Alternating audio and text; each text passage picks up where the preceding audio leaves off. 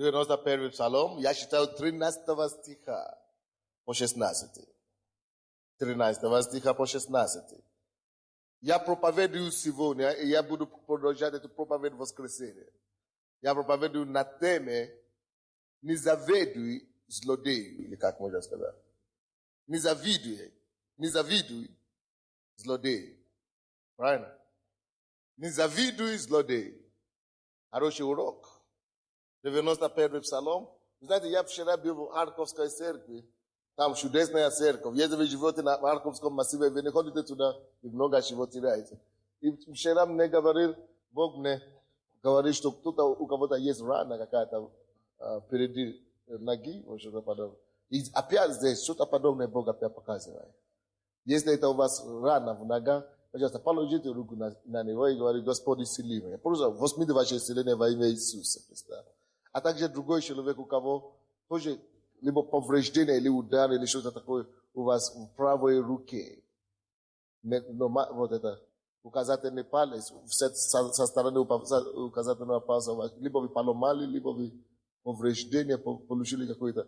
Положите, пожалуйста, руку там и попросите: Господь, исцели меня. И я молюсь, чтобы сила помазания его зайдет на вас и исцелила вас прямо там же во имя Иисуса Христа.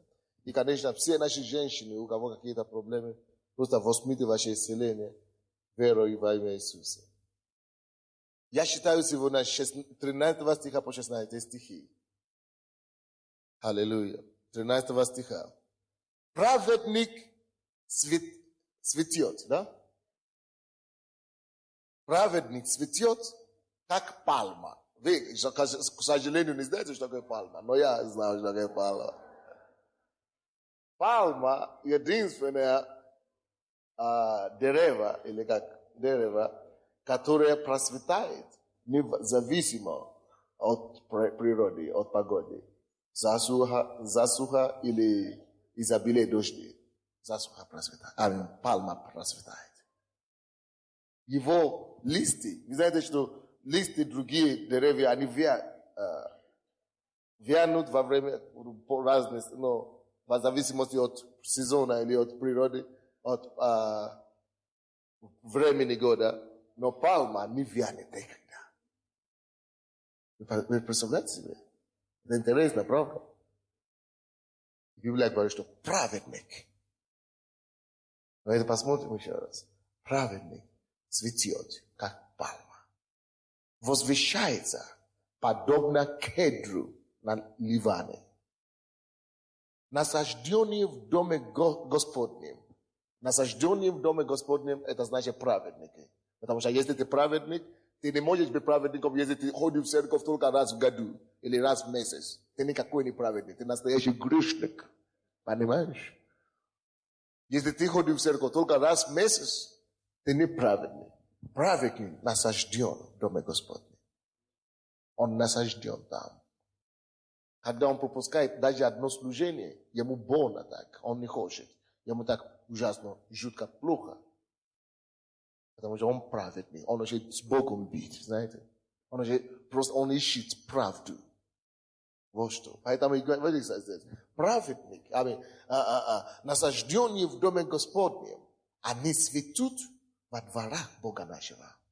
Видите, они, слушайте, они цветут где? Интересно, что они могут цветить только в доме, в дворах Бога нашего. Только пока они в этом дворе. Пока они не выходят из двора. Если они выйдут оттуда, и начнут жить за забором, как Лот. Пока Лот находился возле Авраама, он процветал. Но как только что он отделился и начал жить за забором, он перестал цветить. Поэтому написано, что, как там написано, насажденные в доме Господнем, они цветут во дворах Бога нашего. Они и в старости, и даже в старости, плодовиты. Вау. Кто у нас здесь старый?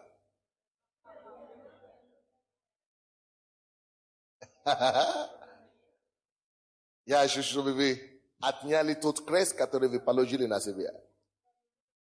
Вы поняли? Не спешите поставить на себе крест.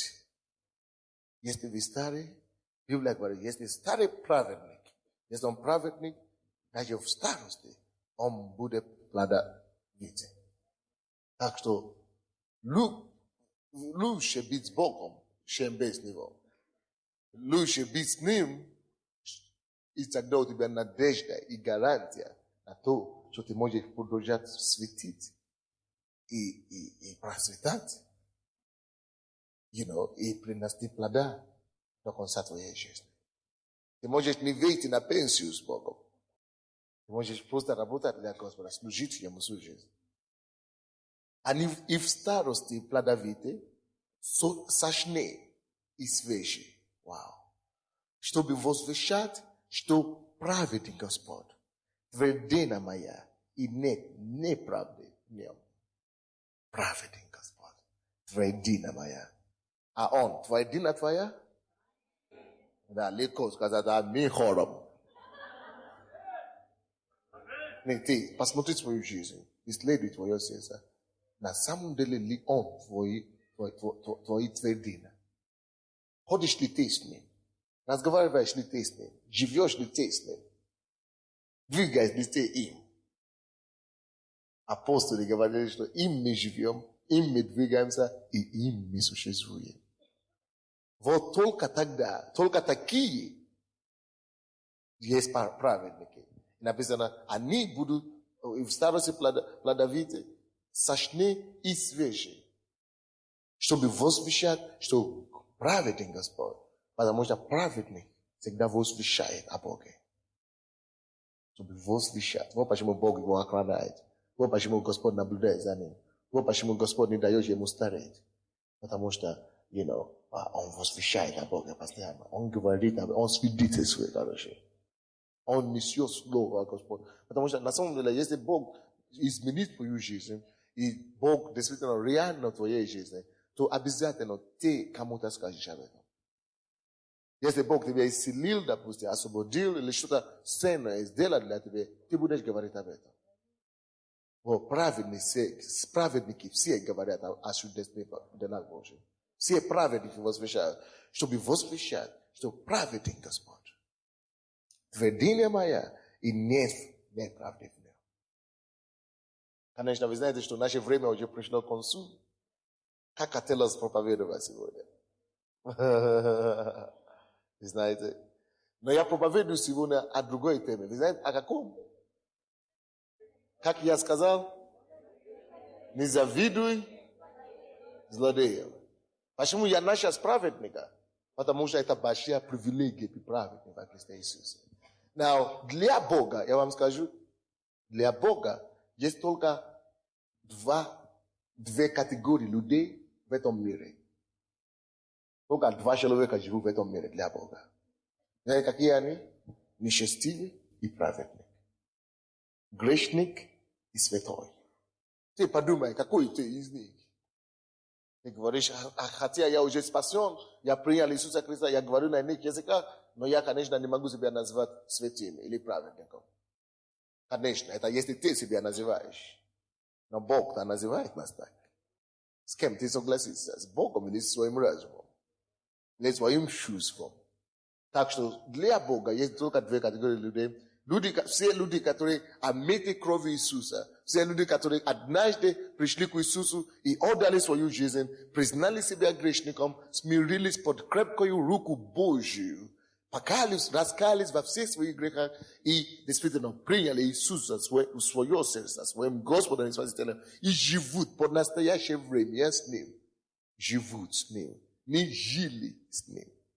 А те, которые живут по-прежнему с Ним. Дал он власть быть чадами Божьими.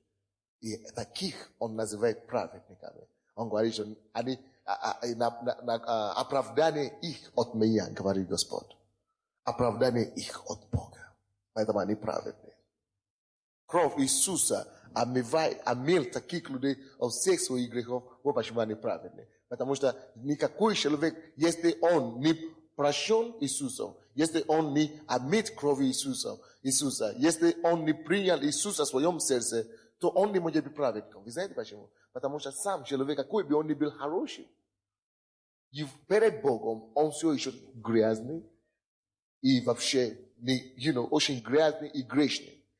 Поэтому для того, чтобы человек был праведником, чтобы человек стал праведником, необходимо, чтобы кровь, праведная кровь, чистая кровь, непорочная кровь кого-то, Иисуса, чтобы она омела этого человека. Вот. Только тех, которые это непорочная кровь омела, только их мы называем праведниками. А все остальные, какие бы они ни были, пускай он будет буддистом, пускай он будет Кришна Ита, или кем еще они становятся там, мусульманином, кем угодно, пускай назовет себя. Он может молиться целые сутки вообще, не то, что 5 раз в день, но сутки, 8-24 часа молиться, без перерыва, все равно ты не праведник. Спроси у любого мусульманина, ты скажи ему, ты праведник? Он скажет, ты что, ты богохульствуешь, как это я праведник?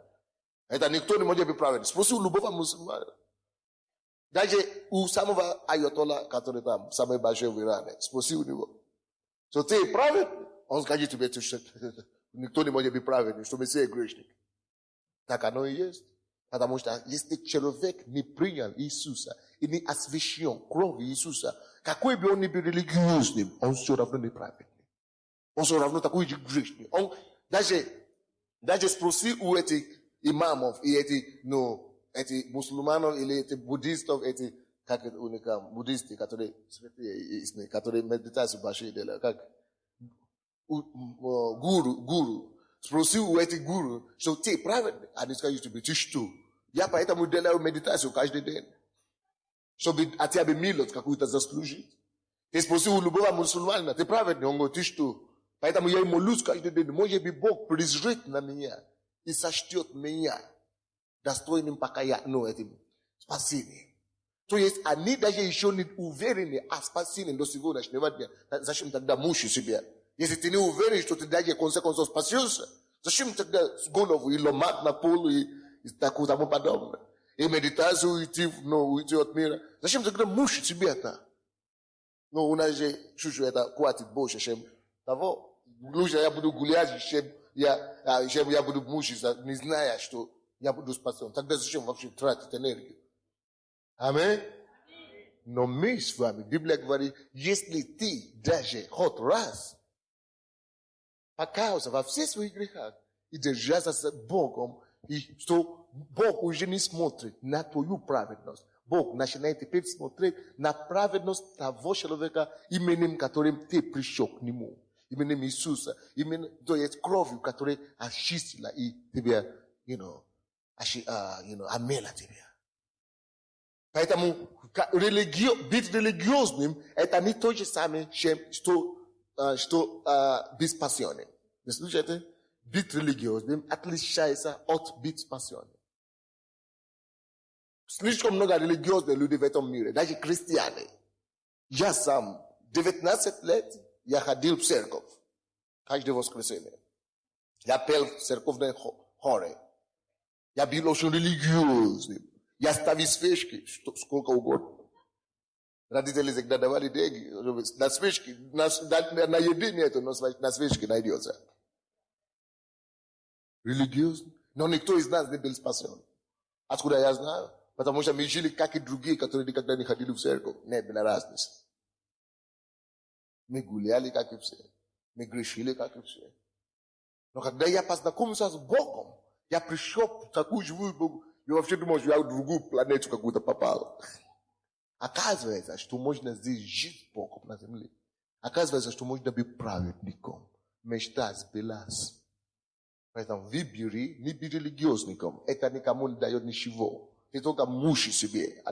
Почему мир не приходит к Богу? Почему много больше неверующих, чем верующих? Потому что неверующий мир, они больше в основном знакомы не с Иисусом.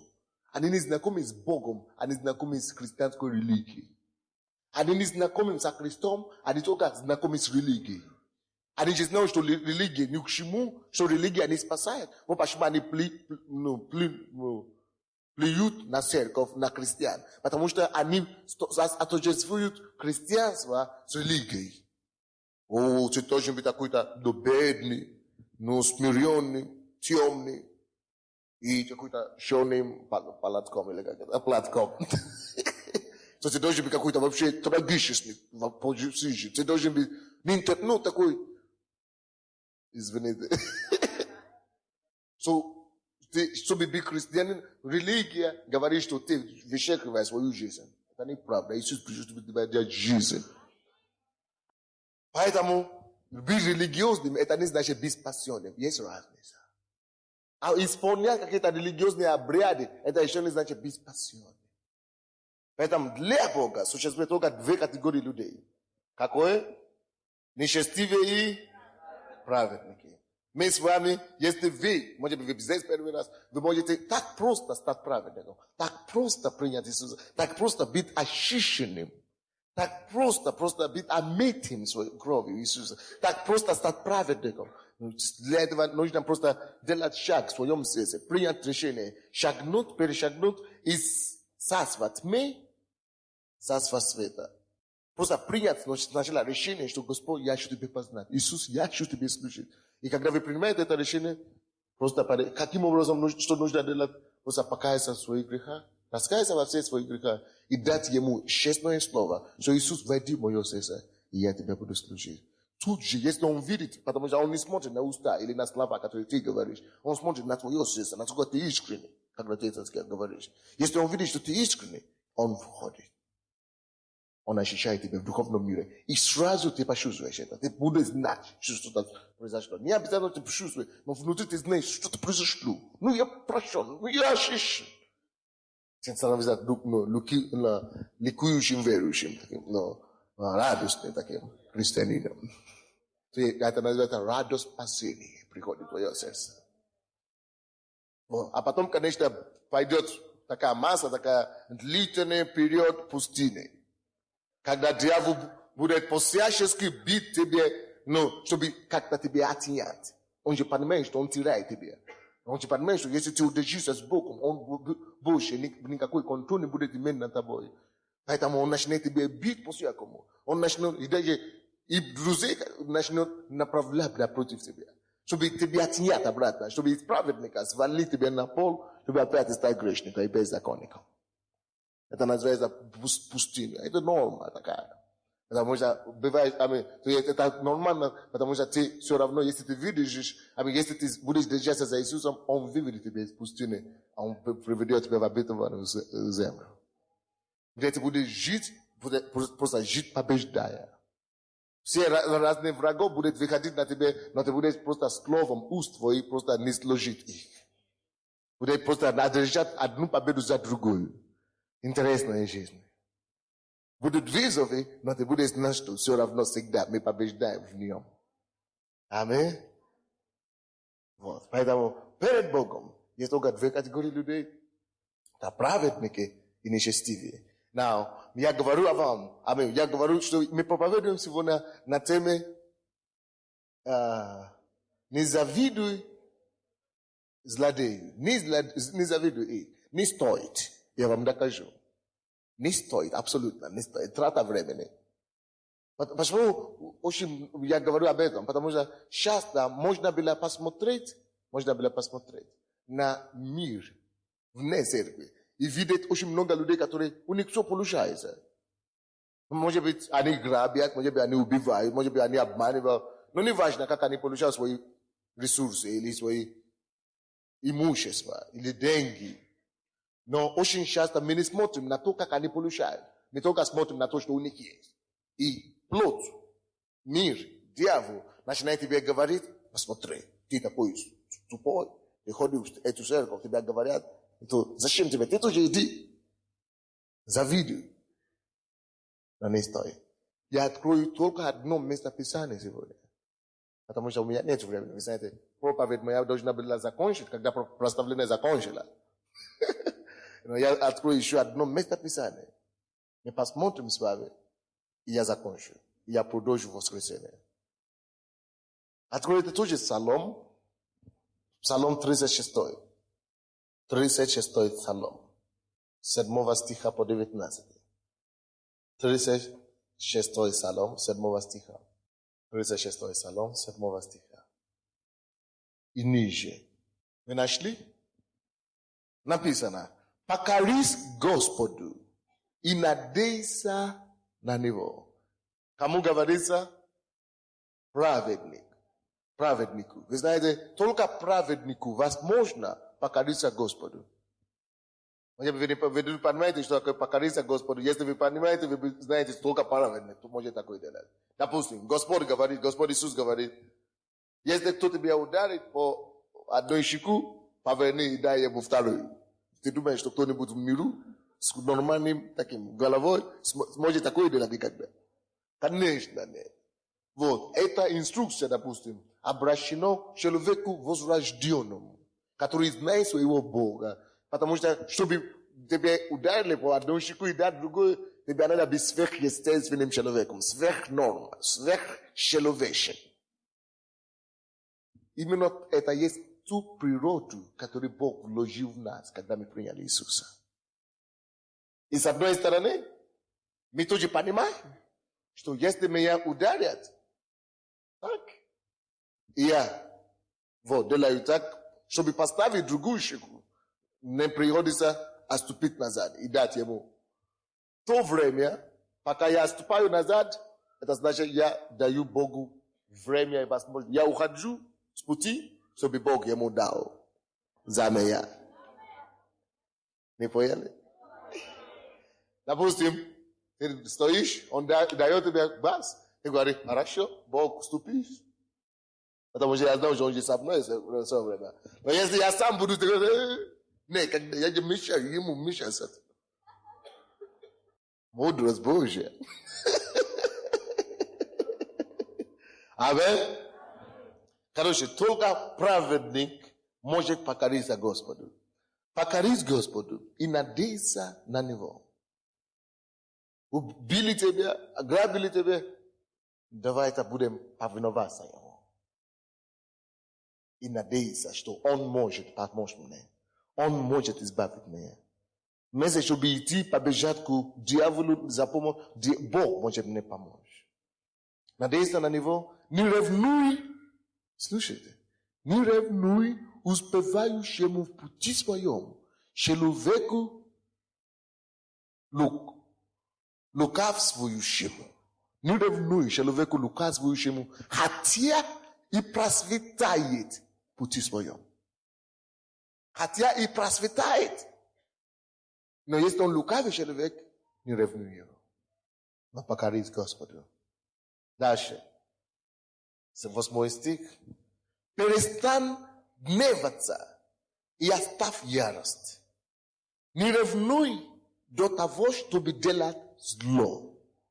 Не ревнуй вообще, тем более до того, чтобы делать зло.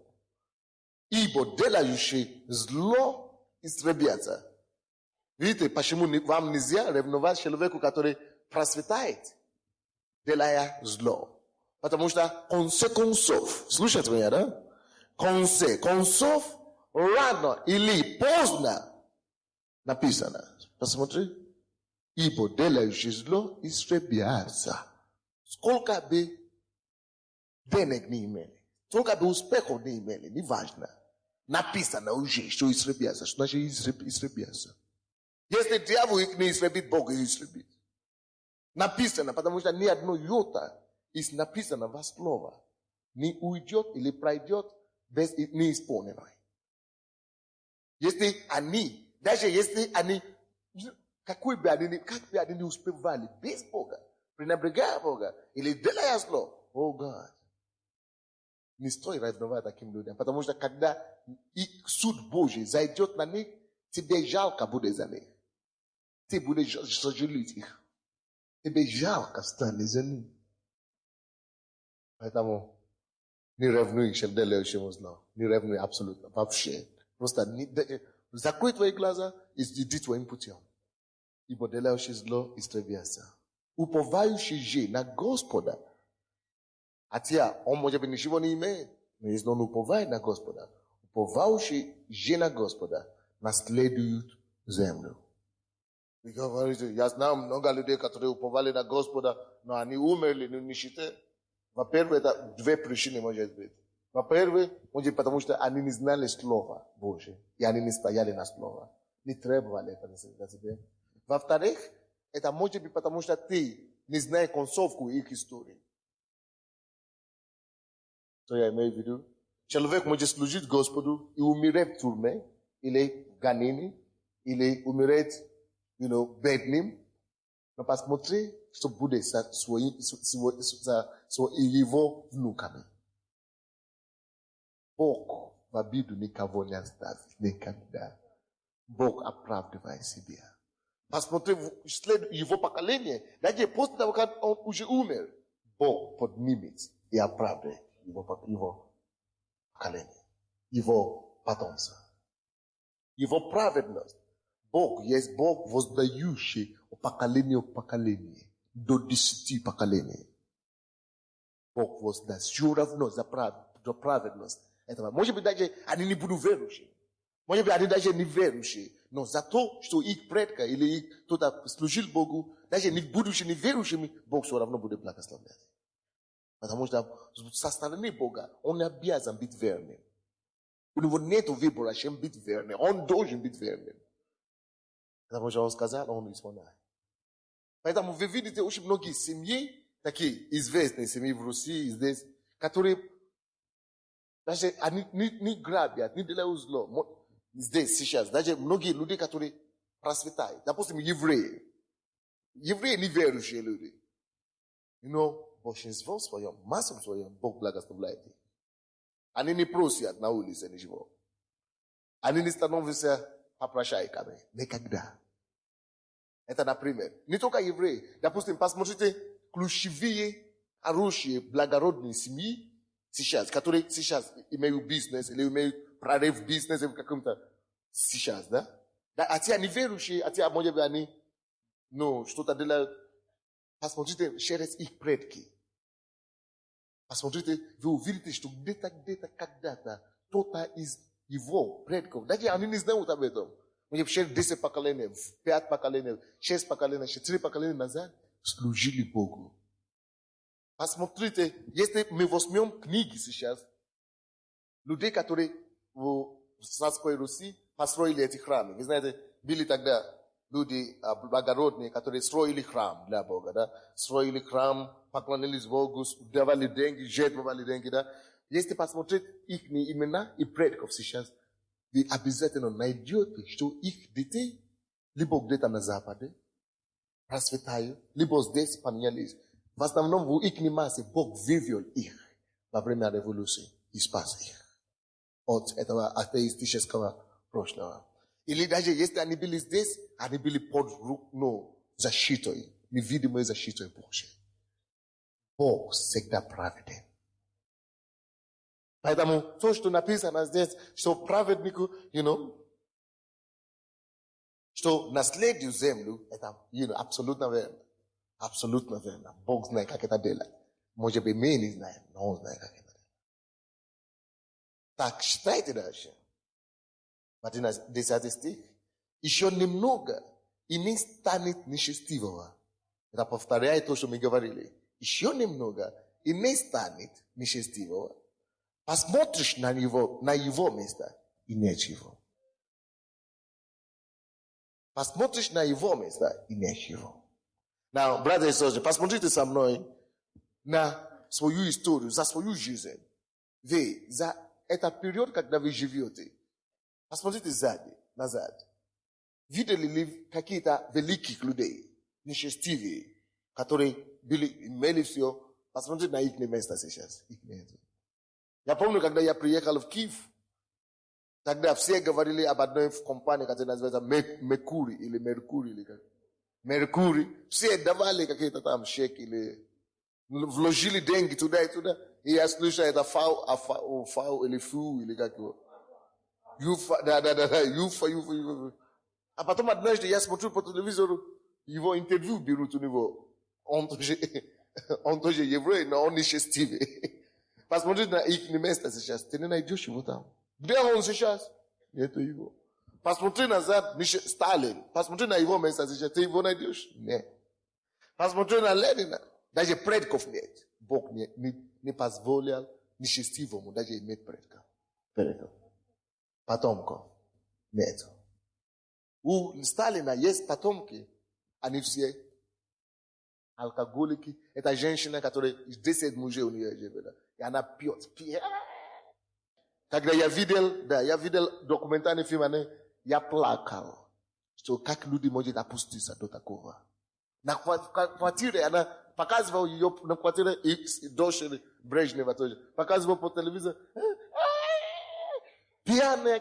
Она просто не выходит из комнаты. Посмотришь. Скоро нечестивого не будет. Посмотришь на его место, его уже нет. Как я сказал, не завидуй злодею. Не завидуй злодею. Будь доволен, что ты праведник. Будь доволен, что ты есть праведник.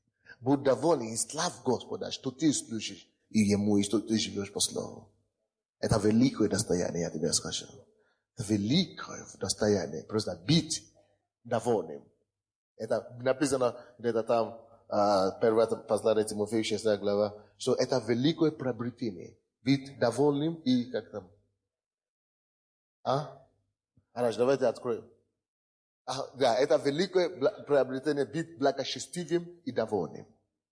Великое приобретение быть благочестивым и довольным. Это 1 Тимофею 6 глава. Это великое богатство быть праведником. И довольным, и благочестивым. Это подарок от Бога. И не завидуй, пожалуйста, злодеям. Какому бы он ни был. Нравственный злодей, моральный злодей, не завидуй его. Религиозному злодею, не завидуй его. Так, мы считаем дальше. 11 стих. А кроткие наследуют землю и насладятся множеством мира. Видите? Мира, покой. Знаете, многие из вас, вы думаете, у меня чего-то не хватает, квартиры нет, машины нет, работы нет. Но ты спишь ночью спокойно. Посмотри на массу людей, у кого квартира и машины, которые вообще ночью не могут даже с таблетками, даже без таблетками все равно не могут спать ночью. Не играет роль, с таблетками, без таблетки, не могут спать. Нет у них мира. Слышишь?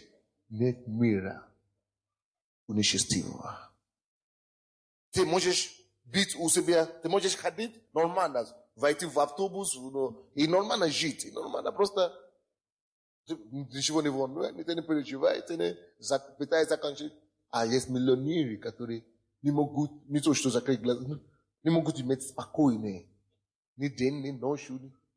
Дорогой мой, большое приобретение быть благочестивым. Большое счастье, большое благословение.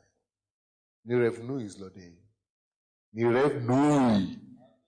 Твои подруг и друзей, которые процветают вроде бы в миру, не ревнуй их, не стоит. Не стоит. Не ревнуй. А кроткие наследуют землю и насладятся множеством мира. Благодари Бога за тот мир, который у тебя есть. Иногда мы с вами не обращаем на эти вещи внимания. Мы не обращаем внимания на то, что мы спим, мы не обращаем на то, что мы не переживаем каждый день. Мы не обращаем внимания на то, что у нас есть мир и покой. Обрати на это внимание, начни благодарить Господа за это. Аминь. Это еще лучше, когда Бог дает праведнику богатство, и у него еще есть плюс богатства и мир, и покой. О, как это чудесно, правда?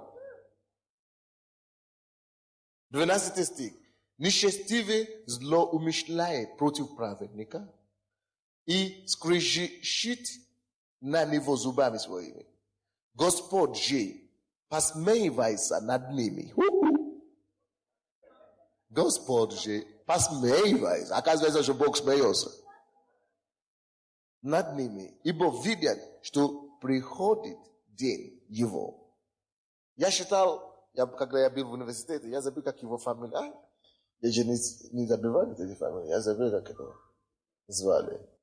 Это художник, очень большой художник, русский художник, советский художник. И говорит, я читал Библию, я читал Евангелие, и единственное, то, что я там не видел улыбки у Бога. Он не хорошо смотрел. Он плохо читал. Он не видел смех у Бога, что улыбку у Бога, что Бог не радуется. Я говорю, что это поэтому ты коммунист. Нужно считать хорошо. Здесь написано, что Бог посмеется, а ты говоришь, что нету. Как и нет на нету? Считай. Бог еще как он радуется, как и смеется.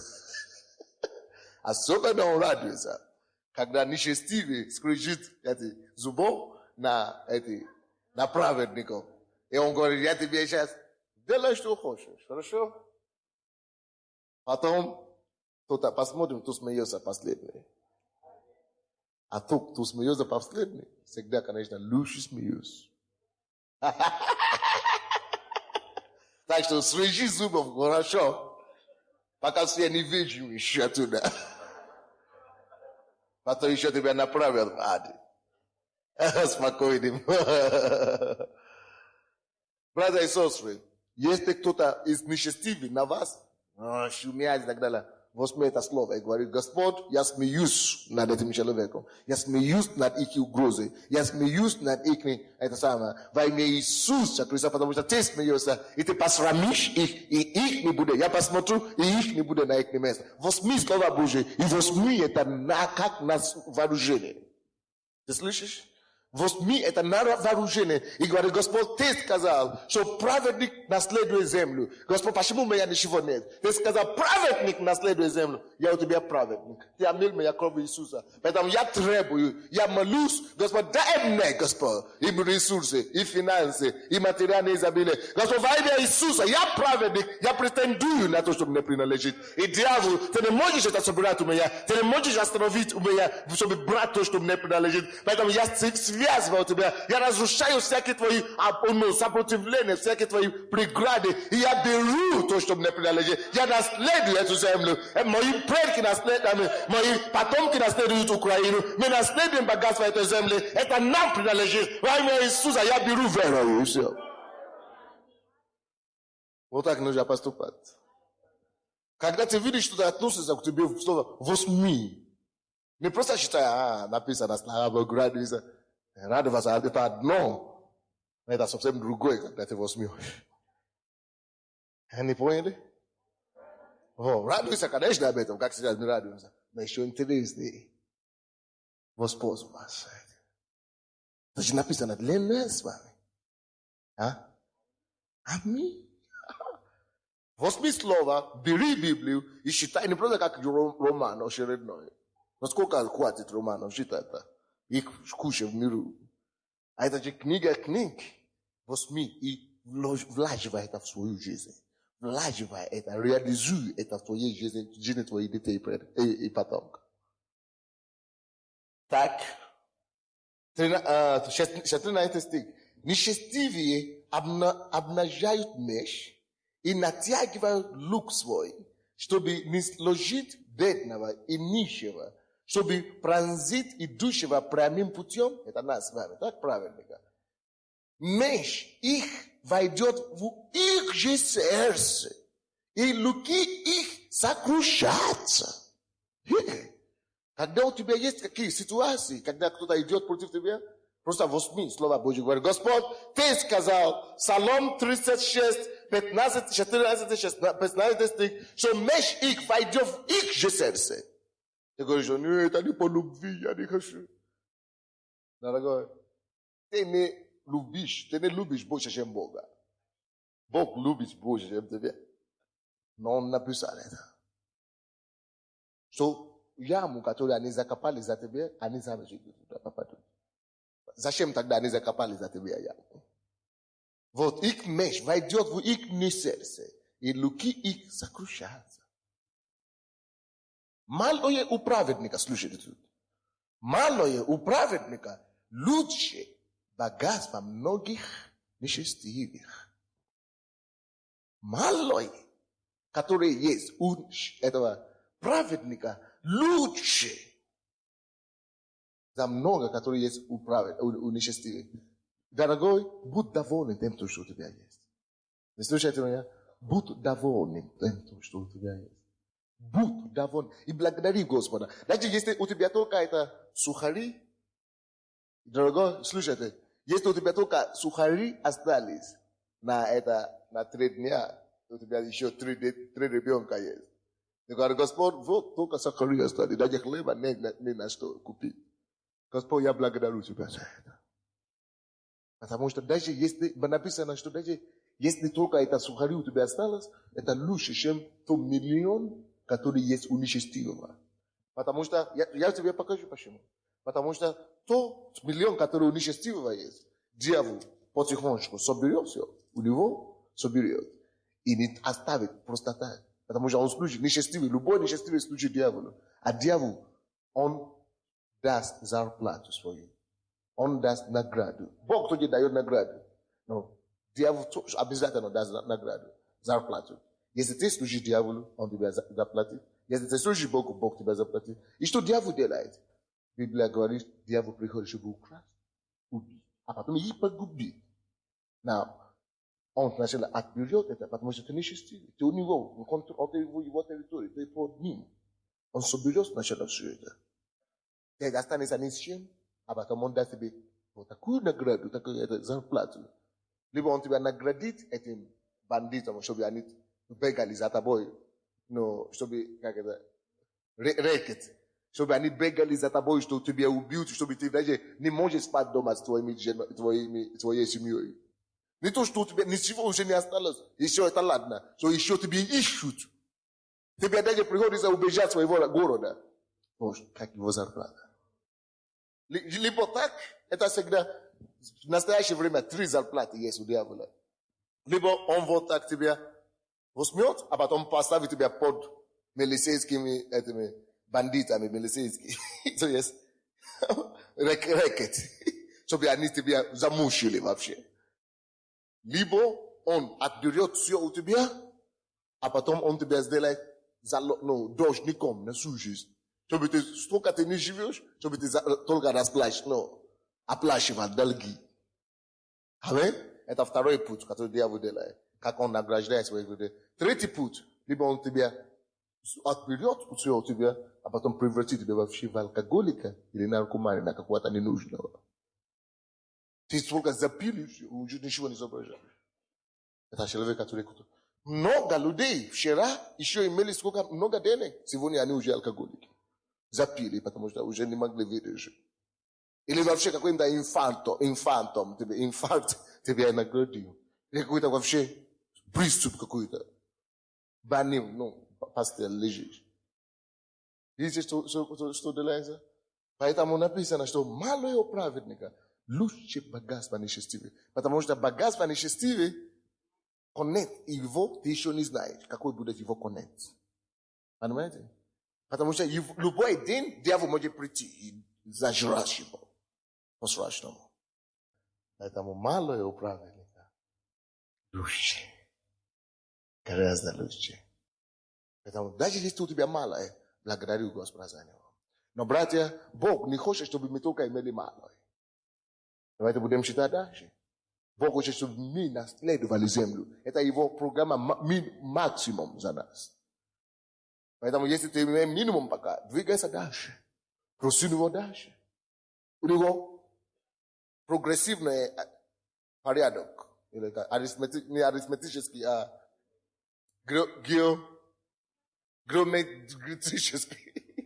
геометрический прогресс.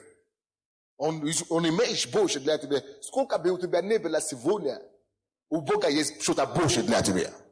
Даже если у тебя есть миллиард в кармане, и ты праведник, у Бога есть больше для тебя. Вы знаете, Рокфеллер, он покаялся, когда ему было 56 лет, у него был ряд желудка. Он уже все, уже готовился умереть. Кто-то пришел, проповедовал ему, молились за него. Он Рокфеллер, это первый миллиардер в мире. Он покаялся, On a zarabati vad bushi. On тогда еще не стал миллиардером. Он уже был очень много, очень богатым, самым богатым человеком на свете. Но у него много уже было. Бог давал ему больше. Когда он пришел к Богу, больше. Миллиард, еще больше. Это его лишние, кроме фабрики и так далее. Кроме счета, которые у него на предприятии и так далее. Это его лишние. Потому что если ты праведный, Бог не ограничивает его благословение на тебе. Это идет дальше. Аминь. Но если у тебя пока мало, благодари Господа за малое. Аминь. Если у тебя пока мало, благодари Господа за малое. Когда будет больше, тоже благодари Господа за больше. Так пишется дальше. Ибо месяцы нечестивых сокрушатся, а праведников подкрепляет Господь. Да, бывают такие моменты, когда мы устаем, как праведники. Но Бог подкрепляет нас. Аминь. Господь знает дни непорочных, и достояние их пребудет вовек. Господь знает дни непорочные, мы с вами, и достояние их пребудет вовек. Так что готовься, не поставь крест на себя. Если нет сегодня, Бог знает, как обеспечить завтра. Потому что твое достояние должно быть вовек. Бог знает, как это рассчитать так, чтобы оно было вовек. Бог же говорит, не я. Если бы я, ты скажешь, как ты планируешь это делать? Но если Бог говорит, то он массу способов найдет. Как он это сделает. Аллилуйя. Не будут они постижены во время лютое, и во дни голода будут сыты. Написано, во время чего? Голода будут что?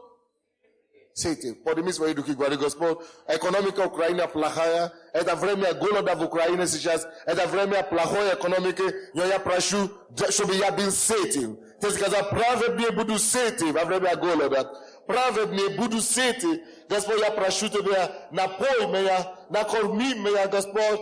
О, Господь, я как праведный не буду завидовать, но этому злодею. Я не хочу завидовать злодею. Но, Господь, я прошу, все то, что мне принадлежит, как праведный, я возьму во имя Иисуса. Я беру во имя Иисуса. Господь, призови, Господь, открой это место Писания. Открой твою Библию и возьми, молись согласно этому месту Писания. Молись согласно этому месту Писания. Библия говорит, они не будут постижены. Скажи, Господь, я не буду постижен. Во время лютое и во дни голода будут сыты.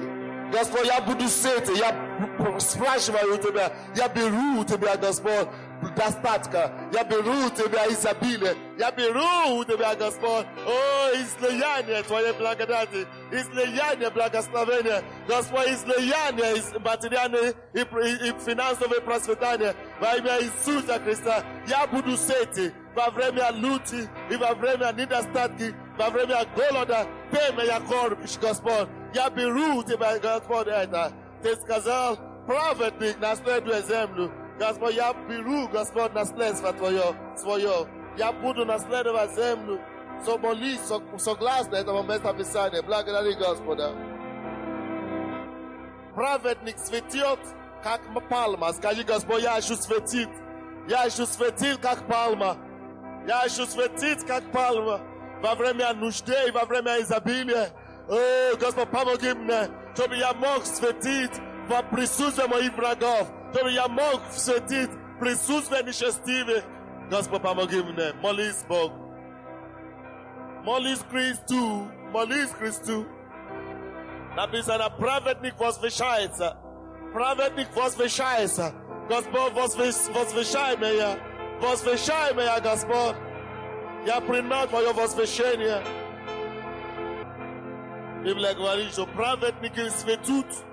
Праведники светут. Скажи, Господь, дай мне светиться. Дай мне светиться, как праведник. Библия говорит, что праведники плодовиты во время старости. Господь, я хочу быть плодовитым. Плодовиты во время старости. И свежий во время старости. Поговори с Богом. Призови Его изобилие в твою жизнь. Призови Его изобилие в твою жизнь. Господь, во имя Иисуса мы благодарим Тебя за Слово Твое, которое есть истина. За Слово Твое, которое есть истина. Помоги нам, Господь, утверждаться наши наследия как праведных и укорениться в Тебе, угодить Тебе и получить изобилие благословения. Господь, пускай всякое слово праведника, обетование праведника исполняется в жизни каждого из нас во имя Иисус. Во имя Иисус. И, Господь, я молюсь, чтобы никто из этих не завидовал нечестивому во имя Иисуса.